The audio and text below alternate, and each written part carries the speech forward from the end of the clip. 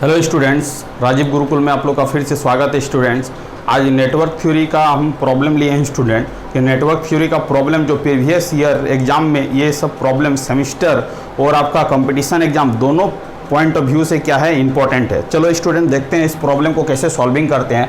ये network theory का हम लोग प्रॉब्लम लिए। The total charge QT in coulomb that enter the terminal of an element, किसी एलिमेंट के अंदर ये आपका चार्ज क्या हो रहा है, इंटर कर रहा है। तो आपका कुछ कंडीशन दिया गया student, QT is equal to 0 when T less than 0।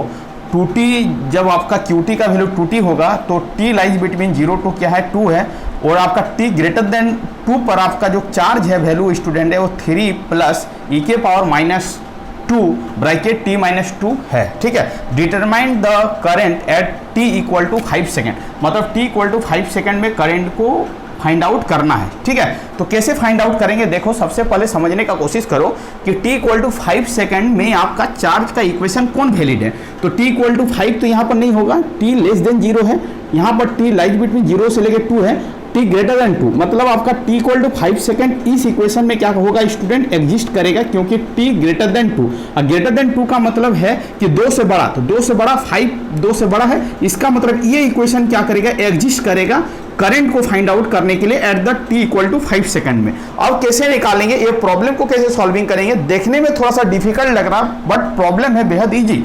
चलो देखो स्टूडेंट, आपको बताए थे I इक्वल टू क्या होता है, बताओ तो। I इक्वल टू होता है आपका dq बाई क्या होता है, dt होता है, ये तो आप जानते हो। I इक्वल टू क्या होता है, dq बाई क्या होता है, dt होता है। ठीक है, अब देखो चार्ज का इक्वेशन दिया गया है आपका T इक्वल टू 5 सेकेंड में, हमको क्या करना है, आपको करंट का वैल्यू को फाइंड आउट करना है T इक्वल टू किसमें, 5 सेकेंड में। ठीक है, चलो अब देखो T इक्वल टू 5 सेकेंड कौन चार्ज वाले इक्वेशन में एग्जिस्ट करेगा, इस चार्ज वाले इक्वेशन में क्या होगा, एग्जिस्ट करेगा। तो आपको क्या लिखना, I is equal to D बटा क्या लिखना है, dt, और Q का वैल्यू को यहाँ पर पुटअप करना है। Q का वैल्यू क्या है, 3 प्लस e के पावर -2 ब्रैकेट T माइनस क्या है स्टूडेंट 2 है। अब इसको क्या करना, डेरिवेटिव करना विथ रिस्पेक्ट टू टाइम। तो चलो इसको डेरिवेटिव करते हैं, तो आप क्या लिखोगे, 3, ये आपका 3 कांस्टेंट है, और इसको क्या करोगे d बटा dt, और इसको थोड़ा सा मॉडिफाइड कर लोगे स्टूडेंट, तो e के पावर क्या हो जाएगा -2t, और आपका क्या हो जाएगा, इसको ब्रेक करोगे तो आपका क्या हो जाएगा, इसको यदि आप करोगे माइनस को अंदर डालोगे तो -2t, और माइनस माइनस क्या हो जाएगा, प्लस हो जाएगा 4। चलो अब इसको यदि सेपरेट करना चाहते हैं तो आपका d3 बाई क्या होगा, dt होगा।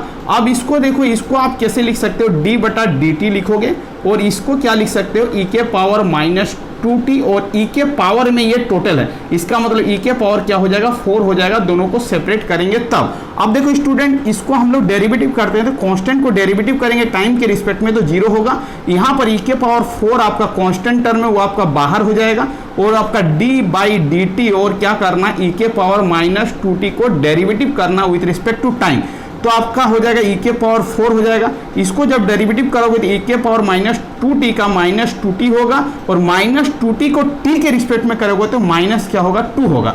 अब आपको क्या करना है, इसको सॉल्व करना है, तो आपको मिलेगा स्टूडेंट -2, और e के पावर क्या हो जाएगा 4, और e के पावर क्या हो जाएगा -2t हो जाएगा, और t का वैल्यू को पुट करेंगे, t इक्वल टू 5 सेकंड में फाइंड आउट करना है, तो -2 और e के पावर क्या हो जाएगा 4, और e के t के जगह पर 5 पुट करेंगे तो 5 दूनी 10 हो जाएगा। इसका मतलब -2 हो जाएगा, इसको ऐड करेंगे तो 4 माइनस क्या हो जाएगा, 10 हो जाएगा। इसको सॉल्व करेंगे तो e के पावर क्या हो जाएगा, -6 हो जाएगा। इसका मतलब स्टूडेंट इतना एम्पियर क्या होगा, आपका करंट होगा इस इक्वेशन का, -2 e के पावर -6, -2 e के पावर क्या होगा, -6 होगा। इसका मतलब इस प्रॉब्लम का जो आंसर होगा वो आपका क्या हो जाएगा, बी नंबर हो जाएगा। इस तरह करके प्रॉब्लम को क्या करना, सॉर्ट आउट करना, मतलब ये बेहद इंपॉर्टेंट प्रॉब्लम था। इसको कैसे सॉल्व करना है, तो इसी स्टेप में सॉल्व करना है, इसको डेरिवेटिव करना है। डेरिवेटिव आपको बढ़िया तरह से आना चाहिए, यदि आप डेरिवेटिव बढ़िया तरह से कर लोगे तो इस प्रॉब्लम का आंसर हो जाएगा आपका बी।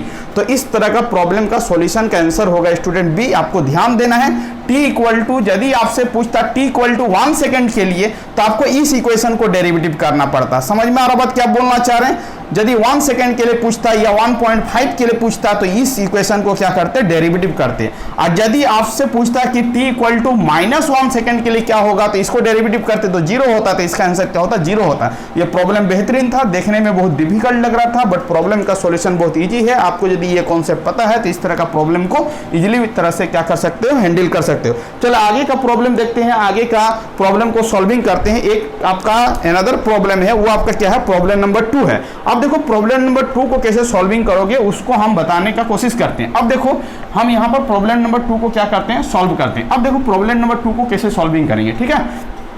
अब देखो ये क्या बोल रहा है, यहाँ पर समझो, ये क्या बोल रहा है कि ए 60 वाट लाइट बल्ब है, ठीक है, एक बल्ब है, ठीक है, एक बल्ब है, मान लेते हैं कि एक बल्ब है, ठीक है, वो कितना वाट का है, वो 60 वाट का है, ठीक है। ये आपका प्रॉब्लम नंबर 2 का क्या कर रहे हैं, सॉल्यूशन कर रहे हैं। 60 वाट का बल्ब है स्टूडेंट, ठीक है।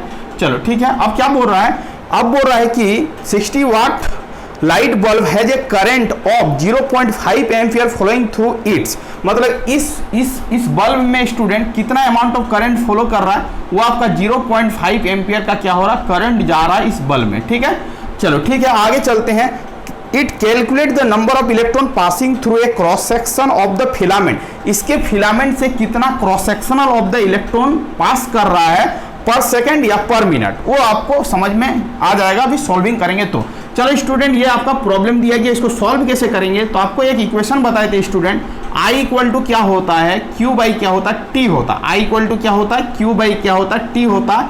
ये इक्वेशन हम बता चुके हैं जब फॉर्मूला क्लास रिवीजन कर रहे थे। I इक्वल टू क्या होता है, Q बाई T होता है। चलो Q इक्वल टू क्या होता है, ये भी बता चुके थे, Q इक्वल टू होता है N गुना क्या होता है, E होता है। N होता है नंबर ऑफ इलेक्ट्रॉन और E मतलब होता है चार्ज ऑफ इलेक्ट्रॉन, तभी जाके आपका Q का वैल्यू फाइंड आउट होगा। इसका मतलब स्टूडेंट I इक्वल टू क्या हो जाएगा, इसको लिख सकते हो N इंटू E बाई क्या होगा, T होगा। अब देखो यहाँ पर क्या पूछ रहा है उसको आप समझने का कोशिश करो। अब देखो यहाँ पर क्या पूछ रहा है, number of electron passing through a cross section of the filament, और ऑप्शन दिया पर सेकंड, इसका मतलब N बाई T का वैल्यू पूछ रहा है। N बाई T का वैल्यू क्या होगा, N बाई T का वैल्यू को हम लोग कैसे फाइंड आउट करेंगे। चलो अब देखो यहाँ पर I है और यहाँ पर क्या हो जाएगा, E हो जाएगा, और ये आपका नंबर ऑफ इलेक्ट्रॉन पासिंग पर सेकंड या पर मिनट। अब देखते हैं क्या होगा, तो हम लोग ऐसा यूनिट में निकालेंगे तो पर सेकंड में निकालेंगे, ठीक है। अब देखो I बाई क्या होगा, E होगा। अब देखो एक चीज यहाँ से फॉर्मूला आपको पता है, I equal to Q by T होता है, Q इक्वल टू N होता है, N का वैल्यू को पुट किए, T का वैल्यू को पुट किए, N by T is equal to क्या हो जाएगा, I बाई E हो जाएगा। चार्ज ऑफ इलेक्ट्रॉन आपको बेहतरीन तरीके से बताए थे, 1.6 मल्टीप्लाई 10 के पावर -19 कूलम होता है, इसको हरगिज याद रखना है। चलो अब देखो I का वैल्यू भी आपको पता है, I का वैल्यू कितना है आपका 0.5 एम्पियर है, 0.5 क्या है, एम्पियर है। अब ये प्रॉब्लम हो गया इजी। अब प्रॉब्लम को हम लोग क्या कर लेंगे, सॉल्व कर लेंगे। मेरे पास डाटा गिवन है, मेरे पास फॉर्मूला पता है, तो हम इस प्रॉब्लम को अब क्या कर लेते हैं, सॉर्ट आउट कर लेते हैं। अब देखो इस प्रॉब्लम को कैसे सॉर्ट आउट करेंगे, ठीक है। I का वैल्यू दिया गया 0.5, तो 0.5 पुट अप करेंगे, और इसका वैल्यू है 1.6 गुना क्या हो जाएगा, 10 के पावर क्या हो जाएगा, -19 हो जाएगा। और नंबर ऑफ इलेक्ट्रॉन, तो N का मतलब नंबर ऑफ इलेक्ट्रॉन, तो इलेक्ट्रॉन यहाँ पर लिखेंगे, क्या लिखेंगे स्टूडेंट, इलेक्ट्रॉन्स, और इसका यूनिट क्या होगा, टाइम का यूनिट पर सेकंड लिखेंगे, क्योंकि ऐसा यूनिट में हम लोग कन्वर्ट कर रहे हैं, ठीक है। चलो अब देखो, अब चीज़ों को समझो कि इसका वैल्यू कैसे फाइंड आउट करें। ये पॉइंट कैंसिल हो जाएगा स्टूडेंट, तो आपका 5 बाई क्या होगा, 16 हो जाएगा, और ऊपर में चला जाएगा तो 10 के पावर क्या हो जाएगा, 19 हो जाएगा। इसी को हम लोग सॉल्व कर लेंगे, तो इसको एक 0 इसको दे देंगे, तो 50 बटा कितना हो जाएगा, 16, और गुना क्या हो जाएगा, 10 के पावर क्या हो जाएगा, 18 इलेक्ट्रॉन्स पर क्या हो जाएगा, सेकंड हो जाएगा। अब इसको सॉल्व कर लेते हैं, जो सॉल्व करके आएगा वो आपका आंसर हो जाएगा। इसका मतलब स्टूडेंट देखो यहाँ पर समझने का कोशिश करो, अब आप नहीं भी सॉल्व करोगे आपका प्रॉब्लम का आंसर आ जाएगा। देखो 10 के पावर 18 है, मतलब 10 के पावर 18 प्लस में होना चाहिए, या तो ये ऑप्शन हो सकता है, या तो आपका क्या होगा, ये ऑप्शन होगा। निगेटिव वाला ऑप्शन तो नहीं हो सकता, इसको हम क्या कर रहे हैं, कट कर रहे हैं, ठीक है। आपका बी और डी में से ही एक ऑप्शन करेक्ट होगा। अब देखो कैसे सॉल्व करते हैं, अब इसको क्या करते हैं, कैंसिलेशन करते हैं। इसको कैंसिल करेंगे 2 से, तो आपका 25 हो जाएगा स्टूडेंट, या आपका क्या हो जाएगा, 8 हो जाएगा, ठीक है। अब देखो 8 से जब डिवाइड करेंगे तो 8 या 24 होता है, यहाँ पर 25 है, तो 3 से क्या होगा, ज्यादा होगा, तो 3.1 गुना 10 के पावर क्या हो जाएगा, 18 इलेक्ट्रॉन पर क्या हो जाएगा, सेकंड हो जाएगा। इसका मतलब इस प्रॉब्लम का जो आंसर होगा स्टूडेंट 3.1 गुना 10 के पावर 18 इलेक्ट्रॉन पर सेकेंड। तो इसका मतलब इस प्रॉब्लम का जो आंसर होगा वो आपका क्या होगा, बी होगा। तो इस तरह का प्रॉब्लम को सॉल्व करने के लिए आपको ये कॉन्सेप्ट आना चाहिए, तभी जाके आप क्या कर सकते हो, इस प्रॉब्लम को सॉल्विंग कर सकते हो। ये आपका दो प्रॉब्लम था स्टूडेंट। अब देखते हैं एक आपका अनदर प्रॉब्लम, वो भी आपका प्रॉब्लम क्या है, बहुत बढ़िया है। उस प्रॉब्लम को हम लोग क्या करते हैं, सॉल्विंग करते हैं, उसको बताते हैं कि उस प्रॉब्लम को कैसे सॉल्विंग करेंगे। तो ये आपका क्या हो गया, दो प्रॉब्लम हम सॉल्व करवा दिए। ये आपका प्रीवियस ईयर का क्वेश्चन है। अब देखो अनदर प्रॉब्लम को हम कैसे सॉल्विंग करेंगे।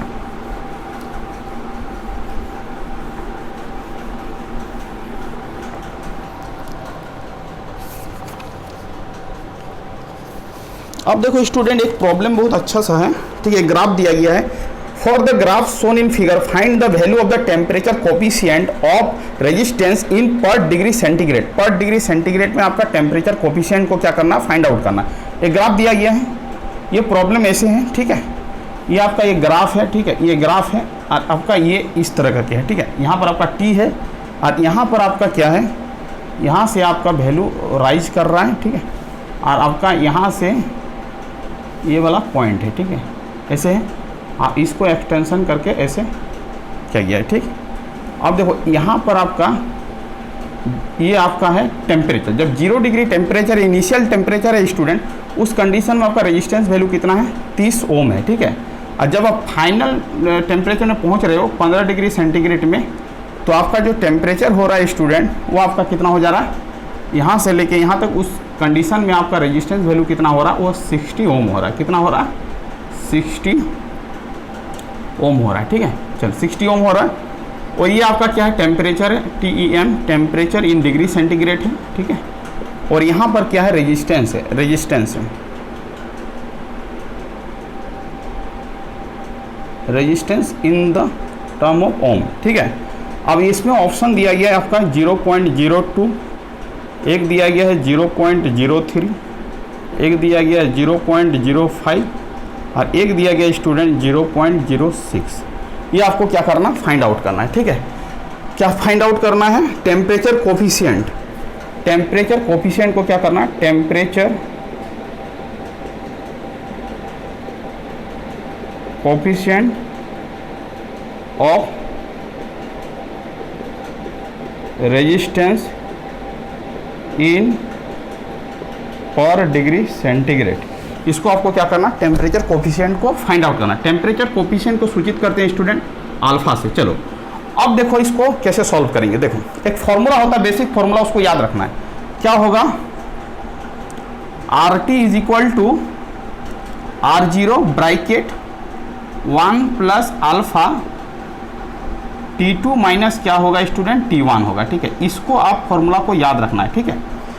अब देखो, अब इसको कैसे सॉल्व करेंगे। देखो RT फाइनल टेम्परेचर में रेजिस्टेंस कितना है, तो RT का मतलब 15 डिग्री सेंटीग्रेड में कितना टेम्परेचर, 15 डिग्री सेंटीग्रेड में रेजिस्टेंस वैल्यू कितना है, R0 मतलब इनिशियल कंडीशन में आपका क्या है, कितना resistance value R0, 0 degree temperature पर, ठीक है। अब देखो 1 प्लस क्या हो जाएगा अल्फा और T2 माइनस क्या हो जाएगा स्टूडेंट, T2 माइनस क्या हो जाएगा T1। तो T2 हो जाएगा आपका फाइनल और T0 क्या हो जाएगा आपका, सॉरी T1 क्या हो जाएगा इनिशियल। इसका मतलब है कि आपको यहाँ पर क्या करना, T2 माइनस क्या करना, T1 करना, इसको ऐसे लिखना है। अब देखो ये आपका ये जो टेम्परेचर होगा, ये फाइनल टेम्परेचर होगा तो इसको सूचित करेंगे T2 से, और ये आपका इनिशियल टेम्परेचर होगा तो इसको सूचित करेंगे T1 से, ठीक है। चल अब देख यहाँ पर समझने का कोशिश करो, जब आपका टेम्परेचर 15 डिग्री है तो उस कंडीशन में आपका रेजिस्टेंस वैल्यू कितना है, तो 60 ओम है। चलो 60 लिखिएगा। जब आपका 0 डिग्री है टेम्परेचर पर, जब 0 डिग्री टेम्परेचर है तो आपका रेजिस्टेंस वैल्यू कितना है, 30 है। तो यहाँ पर क्या लिखेगा, 30 लिखेगा, प्लस लिखेगा ब्रैकेट, सॉरी ब्रैकेट 1 प्लस क्या हो जाएगा अल्फा, अल्फा का वैल्यू को निकालना है, T2 minus T1, final temperature minus initial temperature को माइनस करेगा तो कितना हो जाएगा, 15 माइनस क्या हो जाएगा 0, इसको करेगा सॉल्व। अब देखो इसको डिवाइड करेगा तो ये कैंसिल हो जाएगा, 3 दूगनी क्या हो जाएगा 6 हो जाएगा, आंसर होगा यहाँ पर 2 इज इक्वल टू क्या हो जाएगा 1 प्लस अल्फा, और ये आपका क्या हो जाएगा 15 आ जाएगा। क्या आ जाएगा स्टूडेंट, 15 आ जाएगा, ठीक है। अब देखो इसको सॉल्व जब करोगे तो अब आपको क्या मिलेगा 2 और आप क्या हो जाएगा 2 और ये आपका क्या हो गया 1, इधर आएगा 1 तो 2 माइनस 1 इज इक्वल टू क्या हो जाएगा अल्फा और गुना क्या हो जाएगा 15 हो जाएगा, ठीक है। अब इसको सॉल्व करोगे तो 1 बटा क्या हो जाएगा 15 और क्या हो जाएगा आपका अल्फा हो जाएगा। ये आपका क्या हो गया अल्फा का वैल्यू आ गया। अब इसको सॉल्व करना है स्टूडेंट, देखो फिर से बता रहे R T is equal to R0 bracket 1 plus alpha T2 minus T1। जब आपका टेम्परेचर 15 डिग्री सेंटीग्रेड है तो उसका रेजिस्टेंस वैल्यू को पुटअप करना है, जब 0 डिग्री है तो उसका रेजिस्टेंस वैल्यू को पुटअप करना है। 1 प्लस अल्फा, अल्फा होता है temperature coefficient, T2 minus T1, T2 हो जाएगा आपका ये वैल्यू और T1 हो जाएगा ये value. Final value minus initial value, दोनों का माइनस करेंगे तो 15 आएगा। इस इक्वेशन को सॉल्व करेंगे तो अल्फा का वैल्यू हो जाएगा 1 बटा 15। इसका मतलब स्टूडेंट इसको जब सॉल्व करेंगे तो ये आपका क्या हो जाएगा 1, इसको देंगे पॉइंट तो ये हो जाएगा 0, कैंसिल नहीं होगा, ये 0 देंगे तो ये हो जाएगा 15 छक्के क्या हो जाएगा 90 के बराबर हो जाएगा। मोटा मोटी आपका जो आंसर आएगा 0.06 आएगा। मतलब इस प्रॉब्लम का जो आंसर होगा student, temperature coefficient of resistance का जो वैल्यू होगा वो आपका क्या होगा 0.06। इसका मतलब अल्फा का जो वैल्यू आया स्टूडेंट 0.06 आया। और आपका क्या हो पर डिग्री सेंटीग्रेड, इन क्या हो गया इन पर डिग्री क्या हो गया सेंटीग्रेड हो गया, ये इसका यूनिट हो गया। इसी को अल्फा को क्या बोलते हैं स्टूडेंट, टेम्परेचर कोफिशिएंट बोलते हैं। तो ये आपका क्या था प्रॉब्लम नंबर 3 था। ये बेहद प्रॉब्लम है, आपका एग्जाम पॉइंट ऑफ व्यू से इंपॉर्टेंट है। यदि इस तरह का प्रॉब्लम आए तो ये फॉर्मूला आपको पता रहना चाहिए। यदि ये फॉर्मूला पता रहेगा तो अभी जाके ये प्रॉब्लम क्या होगा सॉर्ट आउट होगा, अदरवाइज ये प्रॉब्लम डिफिकल्ट हो जाएगा। चलो ये प्रॉब्लम नंबर 3 था स्टूडेंट, 3 का सॉल्यूशन कर दिए। और एक आध प्रॉब्लम आपका बहुत इंपॉर्टेंट है, उसको भी हम क्या कर लेते हैं सॉल्व कर लेते हैं। अब देखो स्टूडेंट यहाँ पर एक प्रॉब्लम दिया गया, नंबर ऑफ द कॉर्ड निकालने के लिए बोल रहा है। एक ग्राफ दिया गया, उसमें कॉर्ड वैल्यू को फाइंड आउट करने के लिए बोल रहा है कि इसमें कॉर्ड कितना होगा। कॉर्ड का मतलब होता है लिंक। तो एक ग्राफ दिया गया है, उसको आप कैसे फाइंड आउट करोगे कि उसका कितना आपका कॉर्ड होगा या तो लिंक होगा। तो चलो देखते हैं प्रॉब्लम को, पहले प्रॉब्लम को समझते हैं, उसके बाद इसको बनाने का कोशिश करते हैं। चलो स्टूडेंट एक प्रॉब्लम है, ये आपका प्रॉब्लम नंबर 4 है। ये आपका क्या है एक ग्राफ दिया गया, ये आपका प्लस है या माइनस है, इस तरह करके दिया गया है। यहाँ पर एक रेजिस्टेंस दिया गया है स्टूडेंट, उसके बाद यहाँ पर एक कैपेसिटर दिया गया है, ठीक है, और यहाँ पर एक रेजिस्टेंस दिया गया है, ठीक है, और आपका यहाँ पर एक करंट सोर्स दिया गया है, ठीक है, ऐसे करके दिया गया है, ऐसे करके दिया गया है, ऐसे करके ऐसे करके है, ठीक है। अब देखो चलो ऊपर से एक इंडक्टर लगा हुआ है इस तरह करके, चलो ये आपका इंडक्टर है, रेजिस्टेंस का वैल्यू दिया गया है 1 ओम इंडक्टर, और ये कैपेसिटर है, ये आपका इंडक्टर, इसका वैल्यू दिया नहीं है। ये वोल्टेज सोर्स है, ये आपका क्या करंट सोर्स है, इस तरह दिया गया। पूछ रहा है number of the chord of a connected graph of given figure. इसमें आपका कॉर्ड कितना होगा, इस इक्वेशन में कॉर्ड कितना है 3 है, बी नंबर में आपका स्टूडेंट 4 है, सी नंबर में आपका 5 है और डी नंबर में आपका क्या है 6 है। कॉर्ड फाइंड द कॉर्ड निकालने बोल रहा है। Find the number of CHORDS chords निकालने बोल रहा है। चलो कॉर्ड्स कैसे निकालेंगे चीज़ों को समझाते हैं कि इस प्रॉब्लम को हम सॉर्ट आउट कैसे करते हैं। कॉर्ड निकालने बोल रहा है, कॉर्ड का एक फॉर्मूला होता है। कॉर्ड का मतलब ये होता है स्टूडेंट लिंक, LINK लिंक का मतलब होता है एल को ही फाइंड आउट करने के लिए बोल रहा है, ठीक है। कॉर्ड और लिंक दोनों बराबर है, कॉन्सेप्ट समझना है। तो स्टूडेंट आपको याद रखना होगा B इक्वल टू होता है B equal to N minus L,